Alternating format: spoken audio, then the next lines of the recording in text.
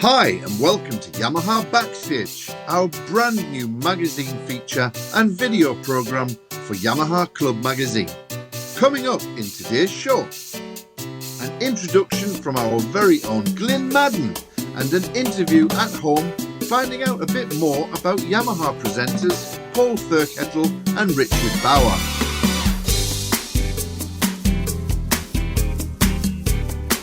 Also in today's show, it's Glyn Madden, Richard's calling, and chit-chat on the way to Glyn's house.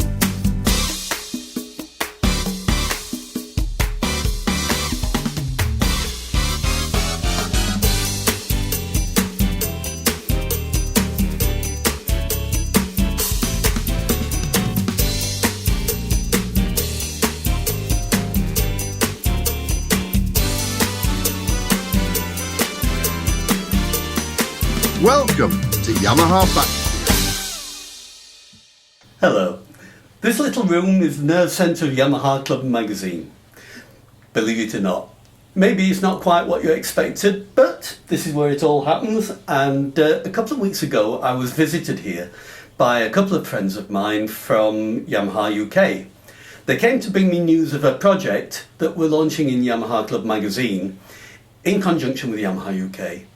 Let's have a look at how we got on. So, welcome everyone. We're on our way to Glyn's house. We are.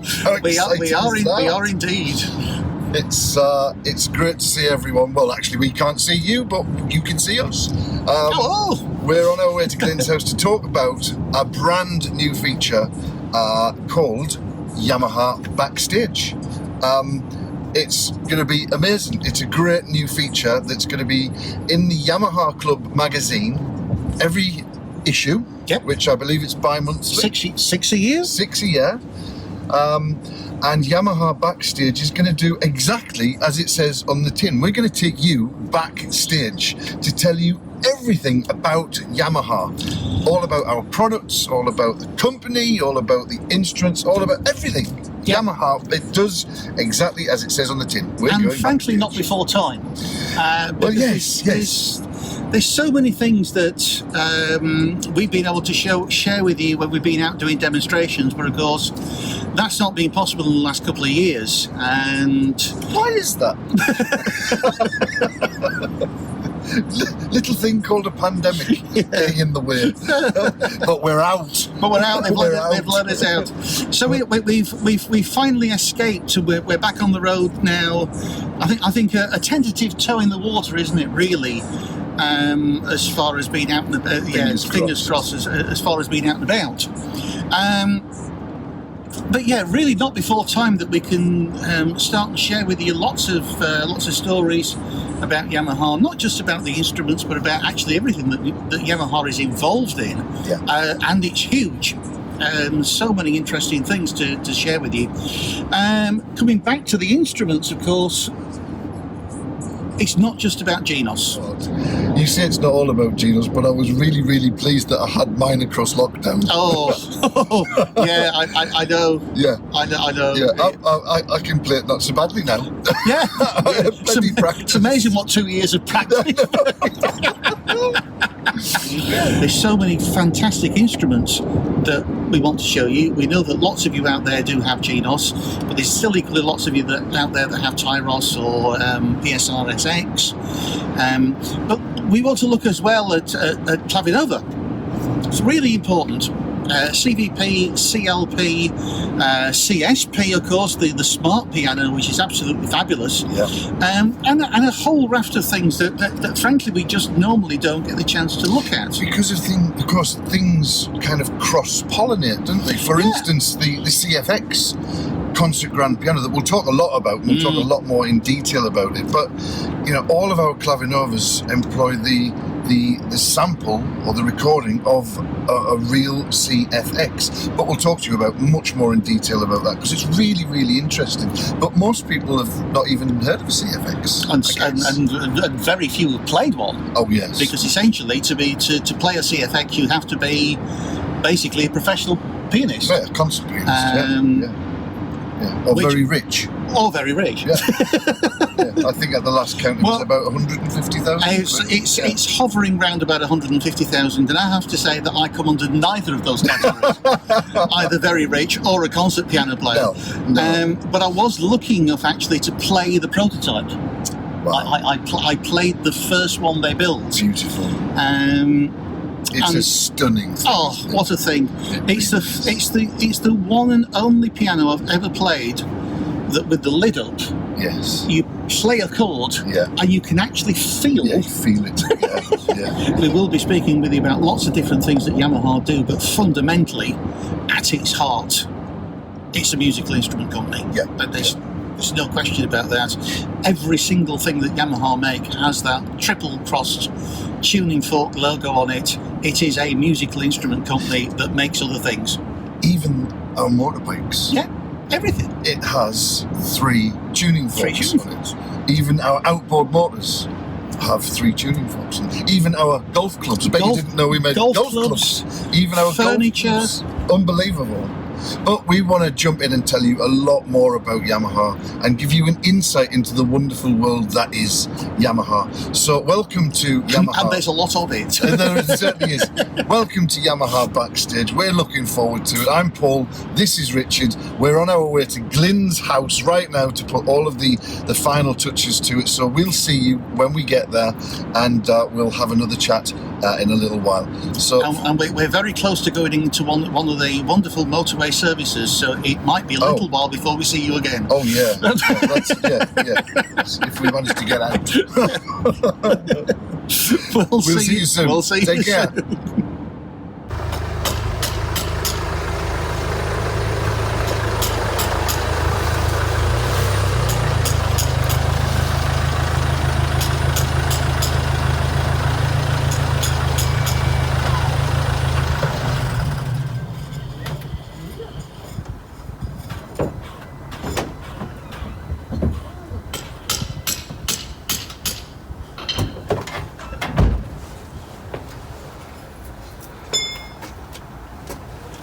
Look at this. Look at that. Yamaha Towers. Yamaha Club Towers. Chateau Madden. We have gifts. Look at this coat. Hey! You're right. One of those. Come on in. Oh, yeah. Before I do, we have gifts. Oh, look at that. What? Well, One for you, one for Kath, one for me. Oh! are they compulsory? Probably. Yamaha Club. There we are. Come on. Get the kettle on. Yes. Thank you. Well, here we are. Here we are. Yamaha Club Towers. The one and only Mr. Glyn Madden. Hey. There he is. Mr. Yamaha himself. Yes. And that's still the case. It's very definitely still the case. I think we're talking about another life. Well, yes. I mean, things have changed, haven't they? Just things have changed. I mean, looking back to when we all started. I mean, like you, what got you into this in the first place? I mean, how did you? You did. I did. You. It's always Glyn's fault. It's Always you. Yeah.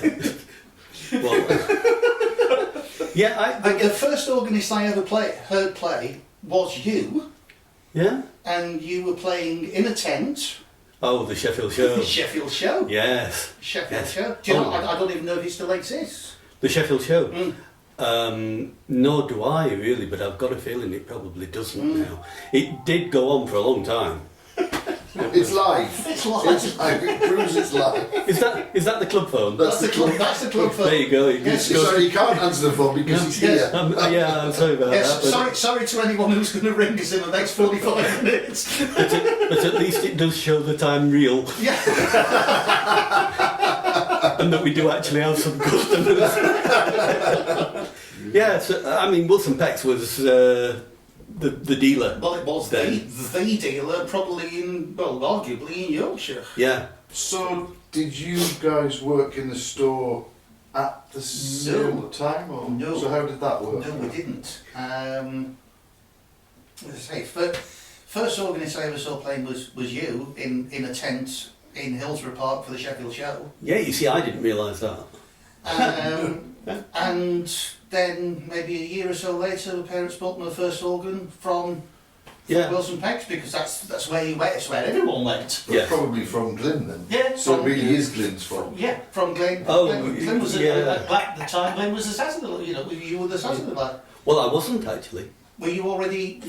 I employed by went then? straight from school into a full-time job there. Yeah. I do say that I was the Saturday lad because that was kind of the job I did to begin with. I mean, it was all the organs had to be unpacked. Yeah. If Well, you I think remember it was part of the course, wasn't it? I did pretty much the same. You did the same. We all did the same. Yeah. That was your apprenticeship. You kind of cut your teeth. Yeah, absolutely right. I used to go in. They used to switch the boilers on at about 7 o'clock in the morning, and I used to go in for 7 o'clock and practice, and because I didn't have an organ or anything like that at home, so I got the pick of them in the shop. But I began work on the upstairs department with the guitar strings, and they wouldn't have me on the organ floor, the piano showroom. In those days. So I used to go in at 7 o'clock and jump on one of the best organs, whatever was good in the shop, and play until the shop opened at 9. Wow. And I did that for best part of 7 years, I guess. So Well, it stood you in good stead. It did really, yeah. Absolutely. I mean, the whole thing about me joining Yamaha came out of that. So, but there we go. But I remember you coming in as a little lad, and the X5 is the one that I X5. remember. Well, of course, that was the first instrument that I had that you could travel with. Yes. So that was my first gigging instrument. But saying that, it was still enormous. Well, it was a gigging instrument if you had a team of Sherpas with you. I remember the X5, and it was meant to be portable. I think it was transportable. Well, they were very careful to say it was transportable. Yeah. Moving swiftly on. So how did you get started then? You know what? It was pretty much the same story. Yeah. It It was my fault. It was all your fault. It was all your fault. You're kidding. Well, just prior to that, I remember my mum and dad doing the weekly shop in a supermarket called Presto's that no longer exists. I don't know who took them over, but Presto's was the supermarket. I remember it vividly.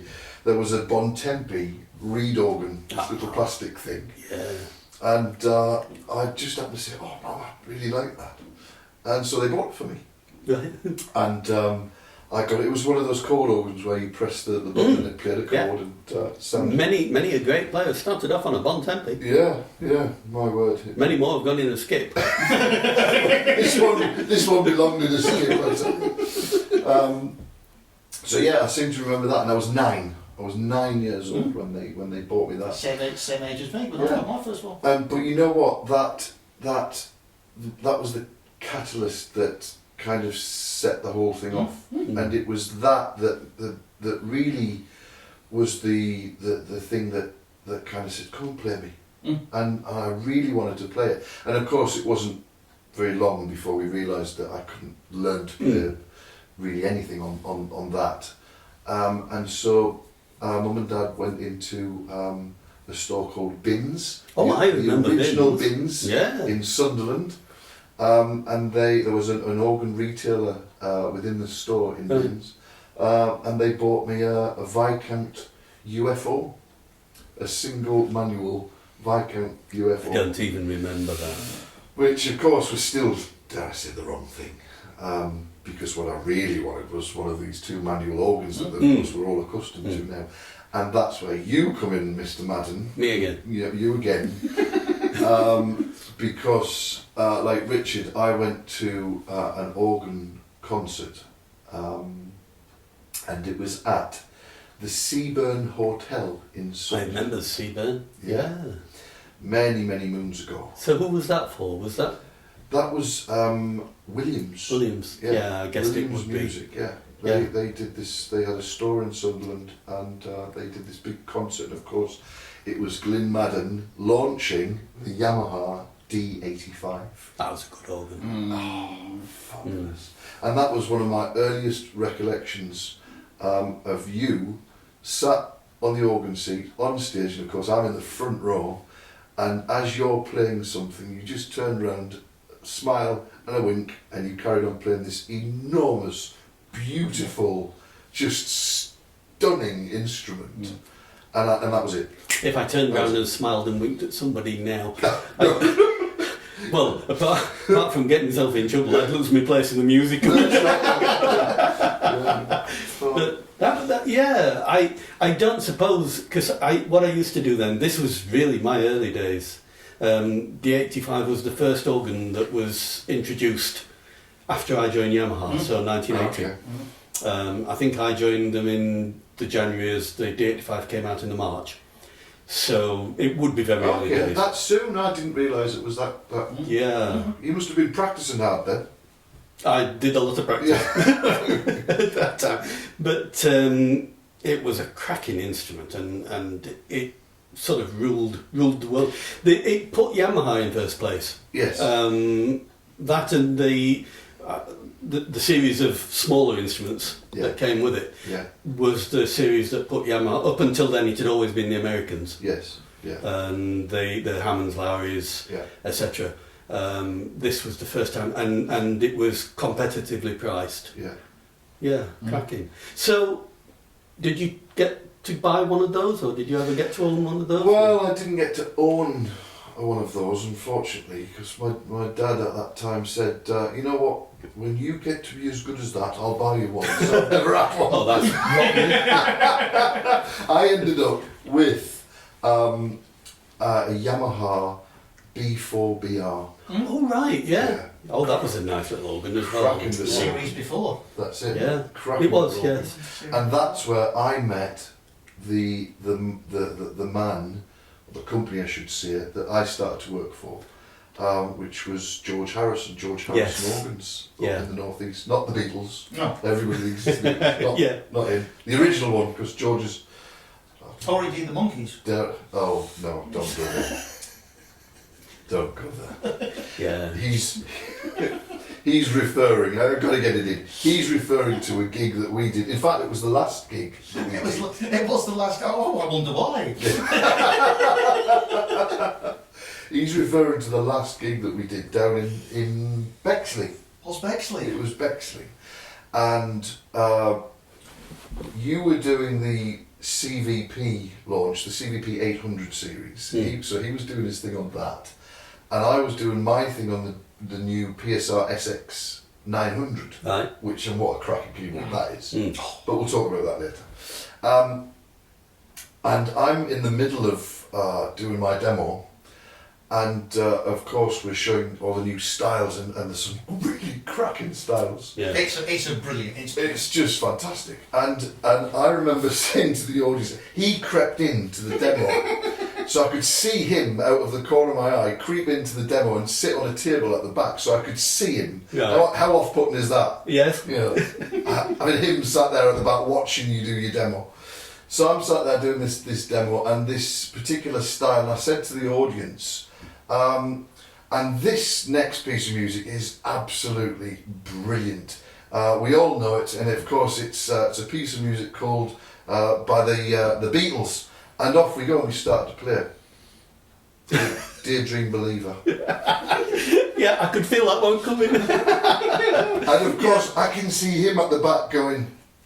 and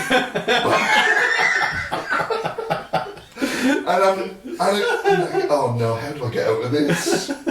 So of course I had to stop to... Actually, it wasn't the Beatles, was it? It was the Monkeys. It was an animal. It was just a bit bigger and furrier. Anyway, you had to get that one in. Anyway, so yes, But don't worry about me being at the back of the hall when you're playing, because I feel exactly the same when you're playing. And I'm going to be there a lot more, believe me. So back to the Beatles and George Harrison. Well, my George Harrison, I hope he doesn't mind me saying, was a little bit older, so he's the original. And he had a great business up in the North East, in a shop in Bladen, a shop in Ashington, I think, where they roll their R's. And I worked in the Sunderland shop, which was a little bit afterwards when I bought the Yamaha B4BR. So I did my practice on that and used to frequent the shop and got a job as a Saturday boy, as we do, making the teas and the coffees and all the rest of it. And you know what? It was that environment. It wasn't just the music. The music is a big part of it, but it was the people. It was certainly the instruments, because the instruments were just phenomenal. And of course, back in the day, you know, you're talking what, 35-ish years ago. My age away now. These instruments were probably the most technologically advanced things that people would buy. Yeah, absolutely. I mean, now we have iPhones and computers and all the rest of it. But back then you had none of that. And you had this incredible thing with buttons that looked like Concorde. So that was the big attraction, this, you know, getting to play this incredible thing. So it wasn't just the music, it wasn't just the instruments, the people. You need to say more. You know, meeting people like you know, Tony Pegler, the dealers of the day, George Harrison, you know, and many, many more. And you got to meet these people, and I've got to say they were all genuinely lovely, passionate. So you were at George Harrison's for a while, and then life took you where? Oh, well, I was at George Harrison's. Well, I'd left school and went to George's. And kind of went through the ranks and became manager of the Sunderland branch. Right. Which was great. Met lots of really interesting people. In fact, I think I probably met you back then. Probably. And you. Because it's all your fault, of course.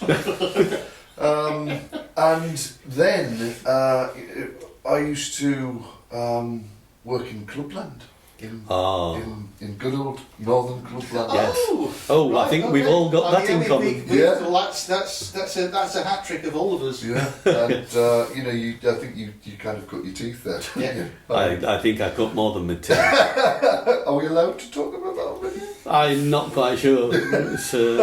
Some of it was a bit seedy, as I seem to remember. Well, yes, seedy is one way you can describe it. All I'm going to say about my experiences in Sheffield clubs was I watched Phoenix Nights for the first series, and it wasn't until we got to the last programme I realised it wasn't a documentary. Yes. You couldn't make it up. No. It was certainly a training ground. I mean, fabulous. Saying that, worked with some fabulous artists and some fabulous acts that went on to, you know, make it quite big. That gave me the grounding, if you like, to start my first job on a cruise line. I went to work on the cruise ships. Right. Oh, nice. Which was amazing. It was. I went away a boy and came back a man. It was fantastic.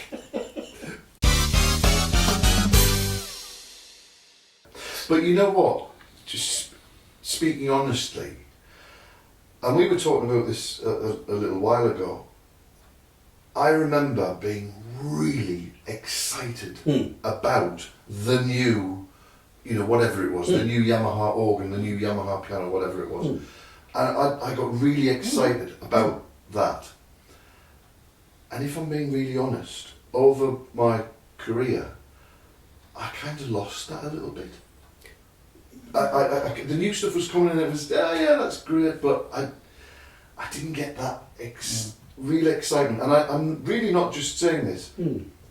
I didn't even get it, dare I say, with Tyros. As good as Tyros is as an instrument, as a keyboard, you know, going all the way through 1, 2, 3, 4, 5, I didn't get that real draw, that real passion. I played it, of course I played it, like we all did, but I personally didn't feel that real love. And I'm being genuine when I say this, I didn't feel that until I unboxed a Genos. Right. And I really, really mean that. Yeah. I mean, Genos is a fabulous instrument, there's no doubt about it. Yeah. And it's always I just always think back, because I've got more to think back about than I do just think forwards these days. But I mean, when I joined Yamaha, the top instrument on the price range was £51,000. Oh my God, that's eye-watering. Isn't it? Well, it's eye-watering now, so imagine what it was back then. £51,000 in 1980. Well, you could have bought a row of houses for that. Yes, Yeah. you could. And Genos, I hate to even think how much more an instrument like Genos will do than that £51,000. It's frighteningly massively changed, massively evolved into something that's well, it is basically now everything to every player. Yes. Which is the great thing about an instrument like that. Yeah, it is. I mean, relatively not that long. It's 40 years. Yeah, that's right. But it's actually relatively not that long. Yeah, yeah. I have to give some credit here, by the way, to Mr. Bower there, because he's had quite an input on Genos and the one. Well, so it's not just your fault. It's my fault. Well, I have to say, I can take none of the blame and none of the credit for either Genos or Tyros. But one of the things that makes Genos special for me are the one-touch settings. Yeah. Because it is absolutely instantly playable. Yeah. I mean, they're not. No disrespect. That well-worn phrase. No disrespect. Get you out of jail card. No disrespect, comma, means there's something coming that you'll not like. No, it's not. It's not quite as bad as that. But it's like registrations. Registrations are personal, Yeah. and so obviously I start with them and put my own thing, which I guess is what we want people to do. Yeah. But the thing is that they are so well done, Richard, The foundation is there. Yeah, and well done you, because they. Well, I've got to say that you're absolutely right, because back in the early days when I started with, I say early days, 2014, I started to work for Yamaha, having worked for other companies and so on and so forth. But 2014, I came across to the dark side. And after whispering in your ear for so many years. Yeah, I really want to. So I was dragged, kicking and screaming. No. Could we tied you up? You know what? Speaking truthfully, having worked for Technics Musical Instruments and Korg and great companies, I have to say the one thing genuinely that I noticed about Yamaha was that word passion again, and that love. It's not just about shifting the boxes, although that's important. Let's not hide from that. Sales are important. We need to sell things to exist. But it's not just about that. It's the company is really, really passionate about the instruments, and it's all about the music. And if you get that right, then the sales will follow. Where it's not the other way around.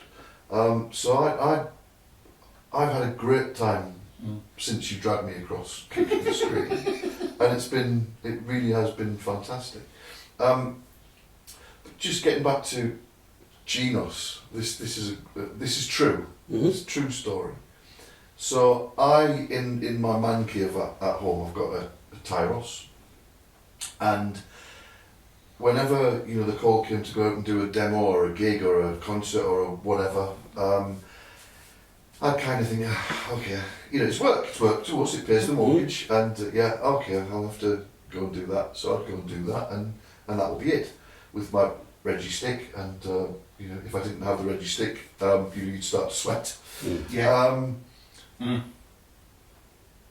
But there was a delivery one day of a big brown box, unmarked, didn't have any markings on it, just a brown box arrived in the hallway, and when I got home, the wife said, there's a delivery there. Now at that point she had that kind of look on her face that I think she thought it was a present of some sort. So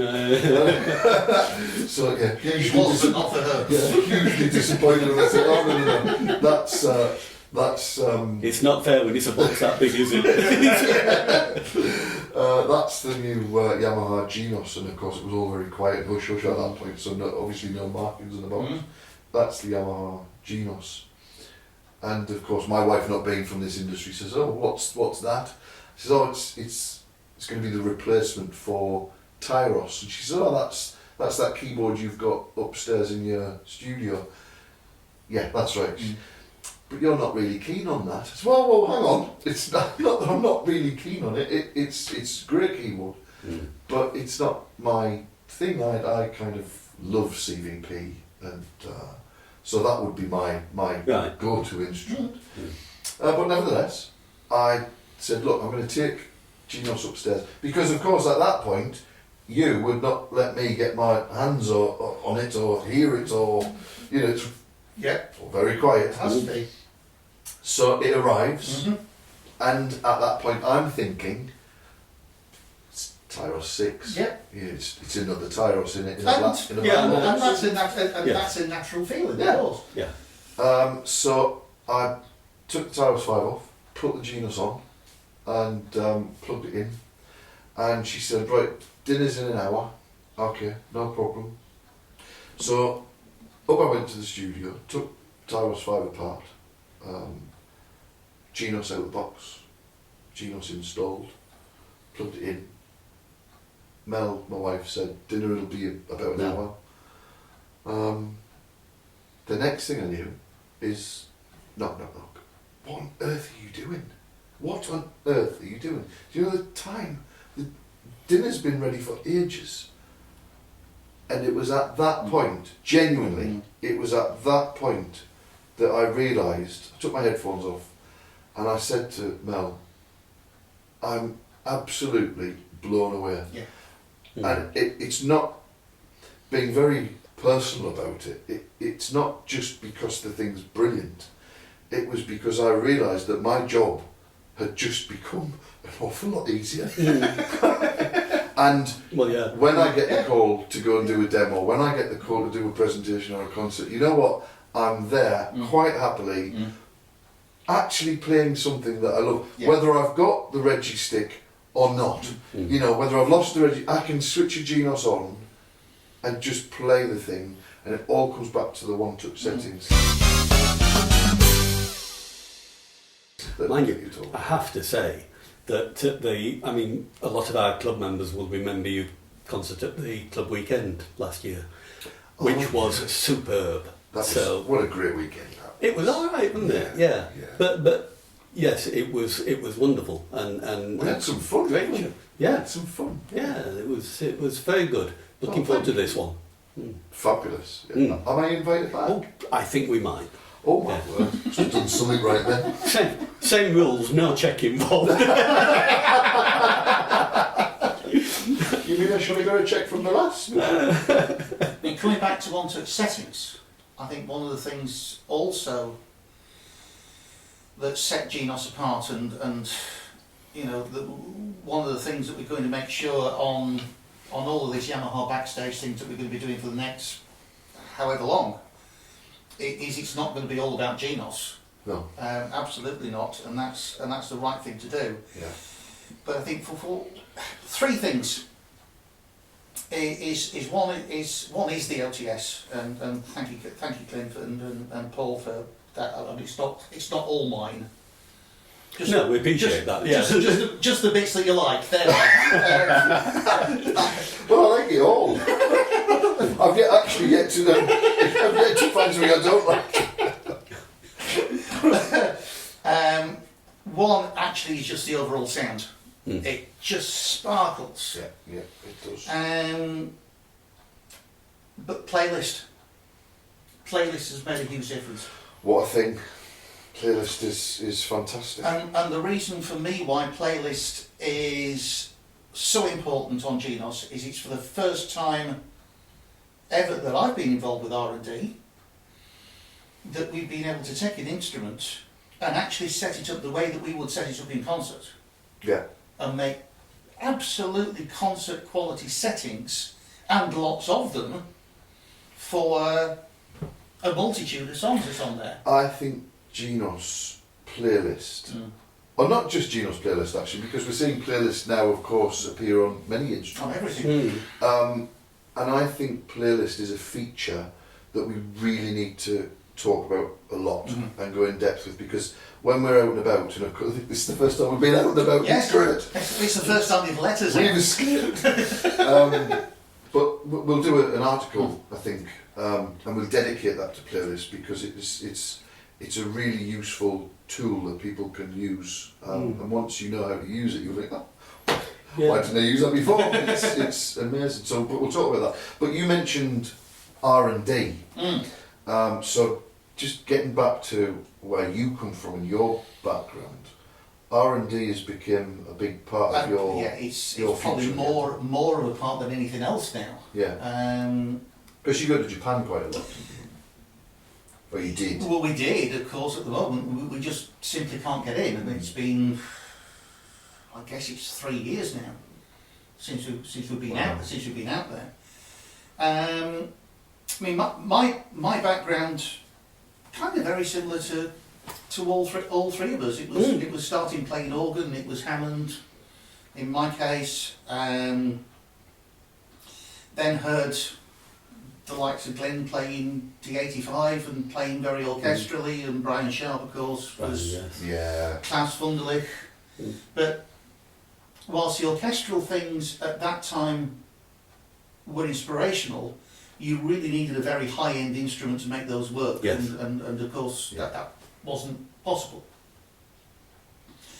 So actually, I went on a little bit of a tangent and really got involved with listening to the likes of Klaus Wunderlich, Franz Lambert, the Verzi player, the German players. Great players. And dropped into this very Germanic way of setting up organ sounds in particular. So there was a fairly brief flirtation of playing Verzi organs in concert, but actually then came back to playing Yamaha EL90. That was kind of my first. And what a great organ that was. It was my first proper concert instrument. Yeah. But me being me, tried to bought a Yamaha and immediately tried to turn it into a Verzi. Like you do. So to mellow the whole orchestral things down, try and make these fabulous big Germanic organ sounds.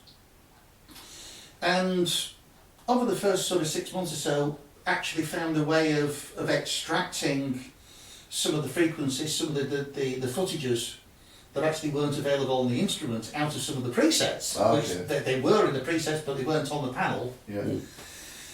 Found a way around that, started to then experiment with octave settings and such like, and ended up actually making a data disc, floppy disk. A floppy disk. A floppy disk with all of these organ sounds. Followed that up then with a disc of my sort of mellowed orchestral sounds.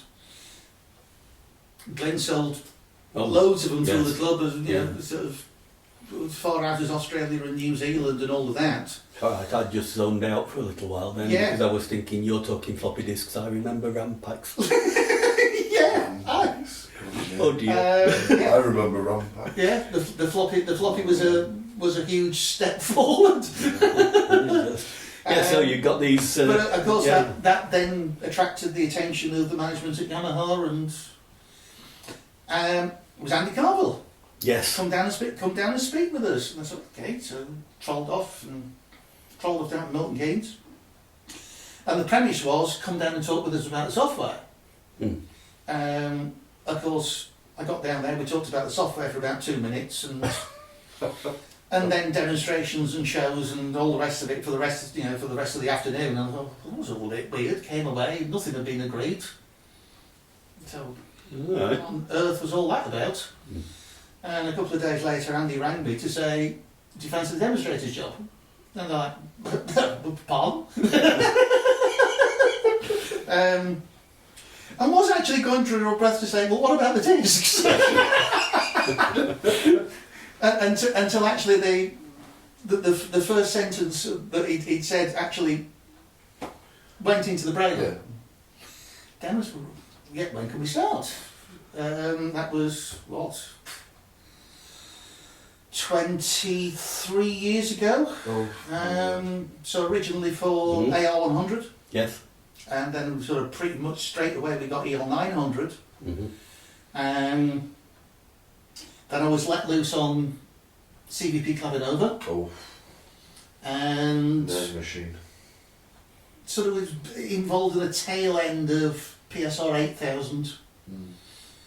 Launched the 9000 and the 9000 Pro, and then Martin Harris and Simon Inkley for the Yamaha Corporation Japan Consents team asked me if I would go and do some work on CVP 200 series, which, Gosh. if we remember the timeline, actually CVP 200 was before Tyros 1. Was it? I didn't remember. Yeah, it was a couple of years before Tyros 1. So actually, the operation system that we always said, that's the Tyros operating system, Well, originally was in CVP. Yes.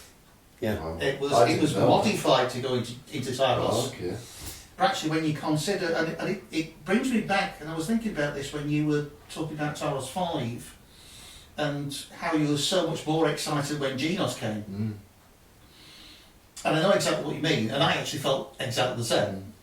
However, let's not disrespect the shoulders upon which we stand. Yes, yeah. Tyros 5, Tyros 4, because that is as good as we can do at the time. Yes, yeah. Bear in mind, we're year 4 now of Genos. It means Tyros 5 is 7 years old, and actually the R&D probably goes back another couple of years. So we're looking at basically a 9-year-old technology, Yeah. and a lot's changed. Yeah. It's incredible. But Of course, you're not going to tell us what any of this is, I couldn't possibly. or you'd have to kill us. Yeah, absolutely. Oh, come on. Absolutely. maybe a wee insight when we do some of the backstage things. Well, I have to say, just to round things up, it is great to be working with, and it's great to be working with the great Glyn Well, Madden. it's nice to have you both on board with Yamaha It's- Club. I think it's- that's marvellous. Fantastic, Yeah. and thanks so much for allowing us down to Yamaha Club HQ. Yes. I fancy lunch now. I think Lunch that's- sounds like a good idea. Lunch. that sounds like a shout. Yes. Yeah, let's do it. Well, thank you everybody for joining us Yep. today, and I'm sure that you are really going to enjoy. First of many. Hope that Yeah. I'm sure that you will enjoy your insights into Yamaha Backstage. We've got lots to show you, and hopefully it'll mean that you enjoy your instruments a little more too. I hope so.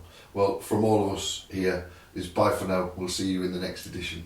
Bye. Bye bye. All the best, guys.